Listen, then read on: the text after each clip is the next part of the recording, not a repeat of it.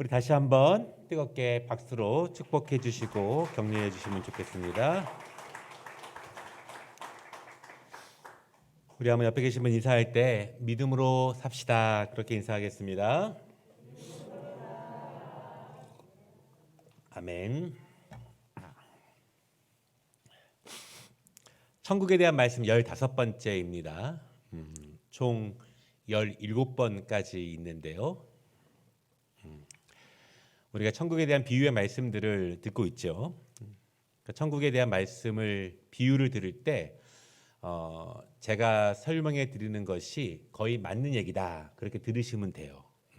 많은 이제 천국에 대한 비유는 이단들이나 혹은 다른 사람들이 다르게 해석하는 분들이 있는데 제가 가장 정통적인 해석의 입장에서 말씀을 드린다라고 생각하시면 맞을 것이라고 생각이 됩니다. 네, 한 분 아멘 하셨습니다. 네, 축복합니다. 네, 감사합니다. 예, 오늘 열처녀 이야기인데요. 마태복음 25장에는 세 개의 천국 비유가 서로 연결됩니다. 우리가 나머지 이제 공부할 건데요. 열처녀 비유, 달란트 비유, 그리고 양과 염소 비유 이렇게 나타나게 됩니다. 25장을 이해하기 위해서는 먼저 24장을 잠깐 볼 필요가 있는데요. 예수님께서 예루살렘에 입성하신 지 한 나흘쯤 지났습니다. 그동안 예루살렘에서 예수님과 예루살렘의 지도자들 사이에 골은 점점 깊어갑니다. 그리고 원래 사이가 안 좋았던 이 바리새인들과 헤롯 당원들이 예수님을 잡기 위해서 한데 뭉칩니다. 서로가 사이가 안 좋았지만 예수님을 잡는 데에는 함께 연합 전선을 구축하는 거예요. 24장을 보면은요, 사두개인들이 이상한 질문을 가지고 와서 예수님께 시험에 들게 합니다. 예수님의 마지막 날이 가까워오는 징조들이 있습니다. 예수님은요, 서기관들과 바리새인들에 대해서 신랄하게 비판하셨습니다. 그리고 예루살렘 성에 대해서는 저주와 함께 마지막 작별 인사를 하고 계시는 거예요. 그리고 이제 종말 설교라고 불리는 마지막 설교를 하시는 가운데 오늘 본문이 등장하고 있습니다. 제자들을 향한 마지막 설교예요. 앞으로 예수님이 죽으실 터인데 그때 제자들이 어떻게 서 있어야 하는가? 예수님이 승천하실 것인데 그때 제자들은 어떻게 하나님의 나라를 세워갈 것인가? 그리고 앞으로 예수님이 재림하실 것인데 그때까지 어떻게 신앙을 지키며 깨어 있어야 할까? 그것을 어떻게 믿음의 성도들에게 가르쳐야 하는가? 그것이 종말 설교의 내용이에요.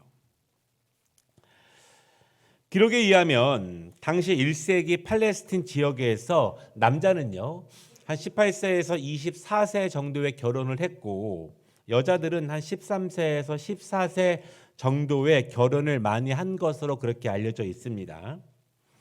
당시의 결혼은요, 2000년 전입니다. 한 남자와 그의 장인 간의 어떤 계약적인 관계로 결혼이 성립됩니다.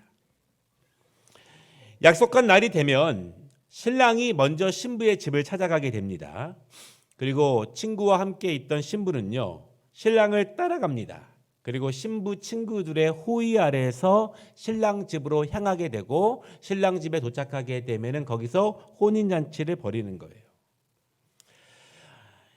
유대 지방이 굉장히 덥죠. 보통 결혼식은요, 초저녁에 시작됩니다.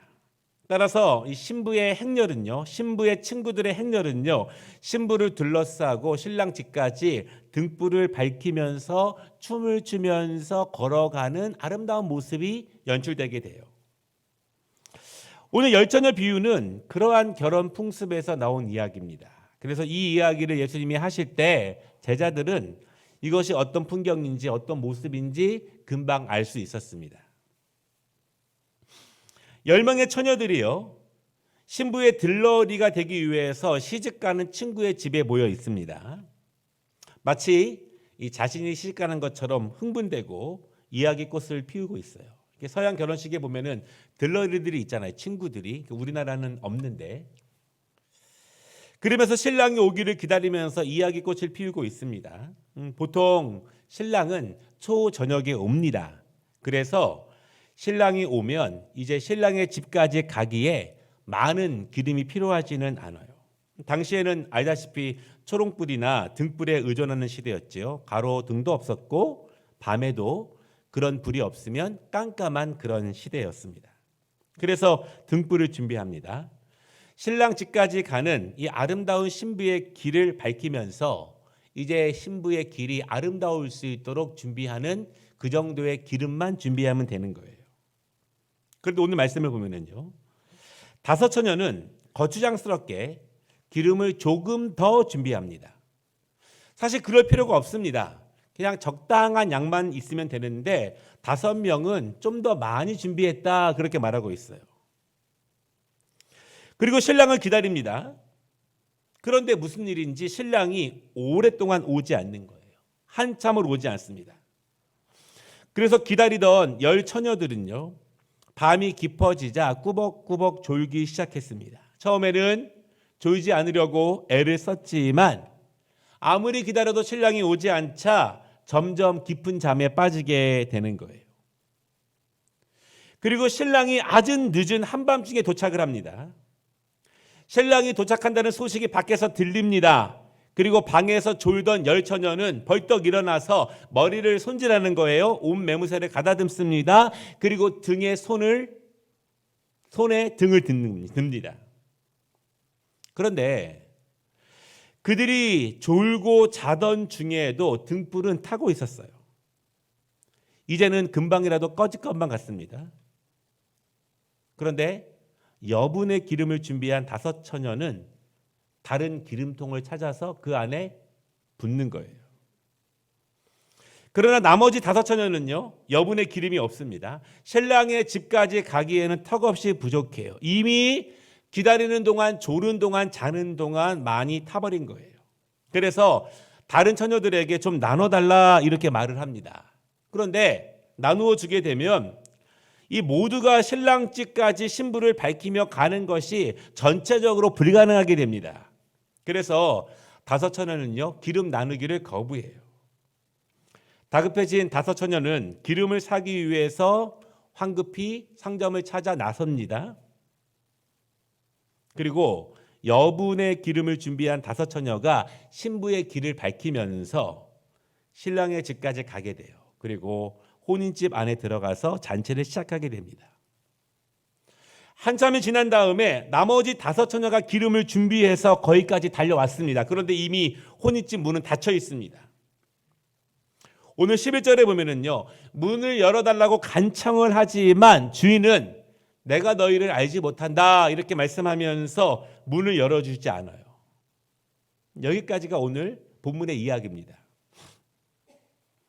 이 말씀을 우리가 어떻게 해석해야 되는가? 좀 해석이 되는 부분도 있지만 굉장히 어려운 부분도 있어요. 이 비유는요, 천국과 연결되는 10 처녀가 주인공입니다. 즉 누가 천국 백성이 될 것인가, 누가 천국 백성이 될 수 있는가, 이것은 10 처녀의 모습을 통해서 우리에게 알려준다는 거예요. 10 처녀의 모습을 보면 누가 천국에 들어갈 수 있을지를 알게 된다는 것입니다. 중요한 점은 분명하게 슬기로운 처녀 같은 성도들이 있고 반대로 미련한 처녀 같은 성도들이 있다는 것입니다. 더 중요한 것은요, 오늘 이 말씀은 비그리스도인들에게 하시는 말씀이 아니에요. 그러니까 우리가 계속해서 이 천국에 대한 비유들을 보고 있죠. 알곡과 가라지 비유. 같은 밭인데 알곡만 있는 것이 아니라 어느 순간 가라지도 있더라.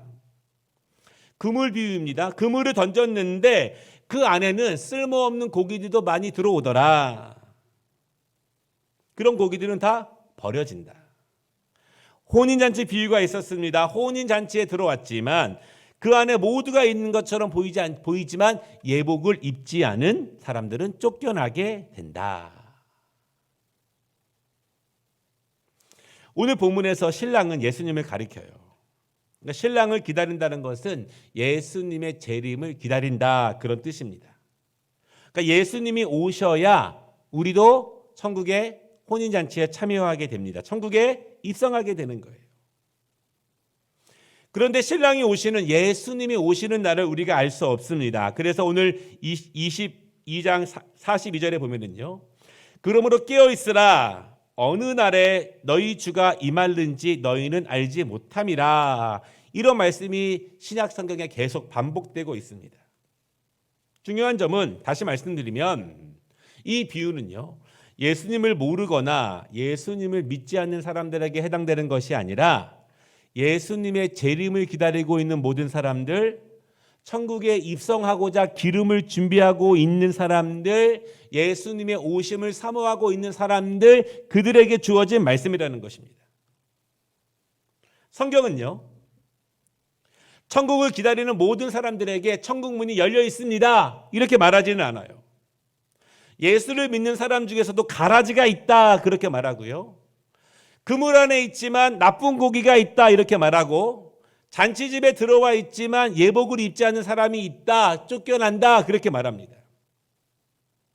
아무리 천국 가기를 사모하고 눈이 빠져라 예수님의 재림을 기다린다고 하지만 그들 모두에게 천국 문이 허락된 것은 아니다, 그렇게 말씀을 하십니다. 이 비유에서 중요한 것은요, 예수님이 사용하시는 단어는 교회가 아니라 천국이에요. 교회의 문과 천국 문은 동일하지 않습니다. 교회에 앉아있는 것이 천국에 앉아있는 것을 의미하지 않습니다. 교회의 성도가 천국의 성도를 의미하지는 않아, 같지 않다는 거예요. 예수님은 분명하게 천국에 대해서 말씀하고 있습니다. 교회의 문과 천국 문은 다르다는 거예요. 신랑이 예상처럼 오지 않습니다. 보통 이맘때면 와야 되는데 신랑이 오지 않습니다. 그들이 판단, 그들의 전통, 그들이 그냥 알고 있는 그 시각에 신랑이 오지 않습니다. 그러니까 예수님의 재림은 그런 것이에요. 만약 여러분, 내가 그들의 교리를 다 모를 수 있어요. 내가 그들과 싸워서 신학적으로 이기지 못할 수 있어요. 그러나 분명한 것은 언제 오시고 어디로 오시고 누구를 통해 오신다, 이렇게 말한다면 모두 다 가짜라고 생각하면 됩니다. 우리가 굳이 싸워서 이길 필요가 없을 수 있어요. 나의 지식이 짧을 수 있어요. 나의 믿음이 연약할 수 있어요. 그러나 그를 믿어야 한다, 어디서 한다, 여기에 모여야 한다, 이렇게 말한다면 다 가짜, 이렇게 믿으면 확실합니다. 신랑이 늦게 오자 열 처녀는 모두 졸았습니다. 그러니까 잠을 잔 것은 다 똑같아요. 신랑을 기다리는 흥분된 마음은 모두 다 가지고 있습니다. 기다리다 지쳐서 잠을 자는 것도 다 똑같습니다. 모두 등을 가지고 있습니다. 모두 기름을 준비했습니다. 가장 결정적인 차이는 여분의 기름을 가지고 있느냐, 이것이 차이예요. 혹시 내 예상, 내 경험, 보통의 상황처럼, 일반적인 상황처럼 그렇게 오실 텐데 만약 오시지 않을 경우를 대비해서 여분의 기름을 준비하고 있는가, 그것이 오늘 본문의 슬기로운 것과 미련한 것의 결정적인 차이입니다. 여기서 중요한 것이 무엇입니까? 기름이 중요하죠. 그러나 더 중요한 것은 여분의 기름이 있는가, 보충할 수 있는 기름이 있는가, 결정적인 순간에 사용할 수 있는 기름이 있는가. 신랑이 오기 전까지 우리끼리 사용하는 기름 말고 정말 신랑이 왔을 때 신부와 함께 잔치집까지 걸어갈 수 있는, 잔치집에 들어갈 수 있는 그 기름이 있는가, 이게 핵심이에요. 우리끼리 즐겁게 찬양하고 즐겁게 노래하고 즐거운 시간을 보내고 그러한 기름 말고 결정적인 시간에 신랑을 맞이하러 가며 잔치집에 갈 수 있는 그 기름이 있느냐, 그것이 오늘 본문의 핵심입니다. 내가 생각하는 모습에서 이 정도만 준비하면 돼. 이 정도면 충분해. 이 정도면 넉넉할 거야. 보통 모든 사람들이, 대부분의 사람들이 이 정도만 준비했어. 그렇게 생각하지 않고 그 너머를 준비하는 마음. 그것이 중요합니다. 교회가 건강한 교회, 교회가 생동감 있는 교회, 교회가 성령님이 역사하시는 교회의 특징은요, 이 상향 평준화가 되는 거예요. 하향 평준화가 아닙니다. 그 정도면 됐어. 그만해도 돼. 이 정도만 하자. 이것이 아니라 우리 좀 더 해보자. 좀 더 기도해보자. 좀 더 열심을 내보자. 끌어주고 이끌어주는 거예요. 좀 더 준비해보자. 좀 더 해보자예요. 그러니까 힘을 잃어가는 교회, 힘을 잃어가는 공동체의 모습은 점점 하향 평준화가 됩니다. 전체적으로 평준화가 돼요. 그러나 강건한 교회, 성령님이 역사하시는 교회, 말씀이 살아 움직이는 교회는 상황 평준화가 됩니다. 왜냐하면 성령님은 우리가 늘 자라기를 바라십니다. 늘 성장하기를 바라세요. 죄송합니다. 80이 넘으시고 90이 넘으셔도 성장을 위해 기도하시기를 바랍니다. 내가 더욱더 자라기를, 보다 더 전문적으로 되기를 기도하고 준비하고 훈련하는 것이 중요해요. 교사는 교사대로, 성가대는 성가대대로. 제가 자주 말씀드리잖아요. 여러분, 제가 대학원 졸업한 지가 20년이 넘었는데, 제가 대학원 때 졸업한 걸 가지고 22년 동안만 계속 울고먹고 사용하면은 얼마나 불행합니까? 계속 성장하고 발전해야 돼요. 저도 성장하고 발전하고 깊어지고 높아지고, 우리 모든 그리스도인들도 예수님의 제자로서 우리가 계속 서로 이끌어주면서 성령님이 우리에게 주시는 말씀의 수준대로 내가 더욱더 높아져가는 은혜를 경험하는 것이 너무너무 중요합니다. 과거에는 그 정도에 섭섭했고 그 정도에 넘어섰지만 이제는 더 이상 그런 문제가 안 돼요. 여러분, 10년 전에, 5년 전에 내 마음을 아프게 했던 신앙적인 문제가 지금도 여전히 나에게 문제가 된다면 좀 생각해 봐야 될 거 아니겠습니까? 우리의 은혜의 바다는요, 저 아래에 있는 낮은 시험거리들과 어려움 거리들을 넉넉히 넘어가게 합니다. 그러나 내가 하향 평준화가 되면은 온갖 걸려 넘어질 것 투성이에요. 이리 넘어지고 저리 넘어지고. 보통으로 일반적으로 생각하지 않고 그 너머를 생각하는 마음, 그 너머의 것을 준비하는 기름들, 그것이 오늘 본문의 핵심이라는 거예요. 24장을 보면은요, 예수님께서 종말 설교를 하고 계십니다. 그리고 24장 3절부터 보면은 재림 때의 징조들에 대해서 말씀하고 있습니다. 예수님이 다시 오시기 전에 있으실 일, 어떤 일이냐면요, 미혹해하는 사람들이 전 세계적으로 일어난다, 그렇게 말씀을 하십니다. 난리와 난리가 생기고 민족이 민족을, 나라가 나라를 대적한다.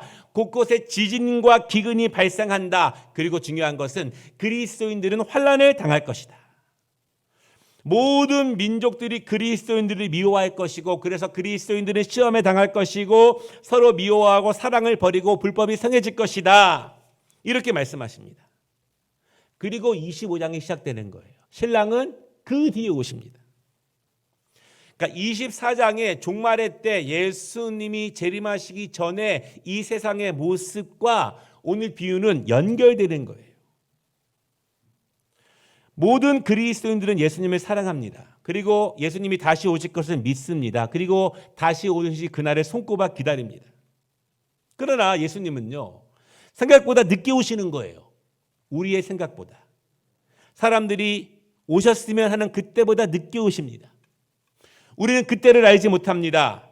그러나 우리가 기다리는 그 시간 동안 이 땅에는 세상의 미혹의 영들이 가득 차게 되고 환난과 박해가 있고 우리를 시험하는 것들이 너무나 많아지는 거예요. 그것들이 우리의 인내를 막고 우리의 소망의 끈을 놓게 합니다. 예수를 포기하게 되고 세상을 사랑하게 합니다. 우리가 씨 뿌리는 비유를 보았죠. 씨를 뿌려졌습니다. 그런데 길가에 뿌려진 씨는 새가 물어가요. 가시밭에 떨어지면 가시가 막습니다. 돌밭에 떨어지면 말라 죽어요. 떨어진 천국의 씨앗이 자라지 못하게 죽이고 괴롭히는 존재들이 너무나 많은 이 세상이에요. 예수님이 오시기까지 그런 일들이 너무나 많이 일어나게 됩니다. 그래서 주님은 말씀하시는 거예요. 우리가 깨어 있어야 할 이유에 대해서 말씀하십니다. 지금 어떻게 미혹의 영들이 활개를 치고 있는지, 그것들이 어떻게 나를 의식과 무의식 사이에서 나를 공격하고 있는지, 어떻게 나를 넘어뜨리고 있는지, 교회를 시험에 빠지게 하고 있는지, 그리스도를 한쪽 벽으로 몰아가고 있는지, 이 세상의 철학과 이론가들, 정치가들이 교회를 대하는 지금의 모습은 바뀌었습니다. 이렇게 말하는 거예요. 교회 이제 너희는 우리의 법에 관여하려고 하지 마. 교회 이제 너희는 정치에 관여하려고 하지 마. 우리의 경제 질서에 관여하려고 하지 마. 너희는 사람들의 마음을 착하게 하는, 평안을 주는 도덕적인 것과 개인적인 평안에만 집중해. 이것이 세상에 대하는 교회의 모습이에요. 요즘 모습. 그러나 우리는 그렇게 믿지 않아요. 하나님은 온 우주 만물의 주인이십니다. 하나님은 모든 나라를 다스리십니다. 하나님은 경제를 통치하시고 정치를 통치하세요. 모든 것이 하나님의 사람들을 통해서 아름답고 선하게 이루어지시기를 원하십니다. 그러니까 우리가 이 세상에서 빛을 발하고 어두움 가운데에서 우뚝 서야 되는 이유는 하나님께서 우리에게 주실 사명들이 우리의 은사를 통해서 우리가 있는 곳곳을 밝히는데 그 목적이 있어요. 그러나 우리를 포기하게 하는 것들이 너무나 많다는 것입니다. 미련한 처녀들처럼 이 정도면 충분해. 왜? 그의 생각 때문에, 전통적인 관념 때문에 그동안 다 그렇게 준비했으니까 나는 잘하고 있어. 문제없어. 스스로 흡족해하는 마음들. 오늘 본문의 핵심인 보충할 수 있는 기름, 여분으로 준비한 기름, 상향 평준화된 높아지는 기준. 그것은 무엇입니까? 그것은 예수님을 기다리는 동안 우리에게 닥쳐올 수많은 환난과 박해에도 견딜 수 있는 인내예요. 그 인내를 누구나 다 견딜 수 있는 것은 아닙니다. 다 기다리지만 그것이 찾아올 때 포기하는 사람도 너무너무 많습니다. 그 여분의 기름은요, 미혹의 영이 득세할 때, 나를 미혹하게 할 때 그것을 분별해낼 수 있는 영성입니다. 내가 지금 어디로 가고 있는가, 내 마음에서 갈망하고 원하는 것, 그 길이 살리는 길인지 그렇지 않은 길인지 그것을 분별해내는 거예요. 옆에 성도들이 넘어지고 쓰러질 때 일으켜 세우고 함께 격려하고 함께 이끌어주는 사랑의 힘이에요. 박해가 많고 수많은 어려움들이 많지만 그럴수록 더욱더 예수님 의지하면서 수고하고 무거운 짐진 자들에게 평안을 주시는 예수님을 더욱더 의지할 수 있는 신앙, 분명히 달라집니다. 그럴수록 더욱더 주님을 붙잡는 분들이 있고, 그럴수록 어쩔 수 없는 이유와 명분을 가지고 그 손을 놓는 분들도 굉장히 많아요. 우리는 포도나무 가지이기 때문에 우리의 정체성을 바로 알고 포도나무에 절대적으로 붙어 있어야만 우리가 산다고 하는 믿음으로 굳건히 버티는 믿음들. 제가 이런 말씀 종종 드리잖아요. 정말 존경스럽고 정말 훌륭하고 정말 사랑하고 아름다운 믿음. 그렇게 하기 힘들지만 정말 낭망하고 울고 정말 포기하고 낙심해도 할 말 없지만 그럼에도 꿋꿋하게 웃음을 잃지 않고 젠틀함을 잃지 않고 우아함을 잃지 않고 품격을 잃지 않고 신앙적인 삶을 주관하는 분들. 삶 때문에 신앙이 흔들리는 것이 아니라 삶은 흔들려도 신앙으로 내 삶을 그래도 끝까지 버티고 나아가는 분들. 참 존경스럽고 아름답고 멋진 신앙이에요. 물론 말로는 쉽습니다. 그렇게 살아가는 것이 어렵죠. 말씀을 마치겠습니다.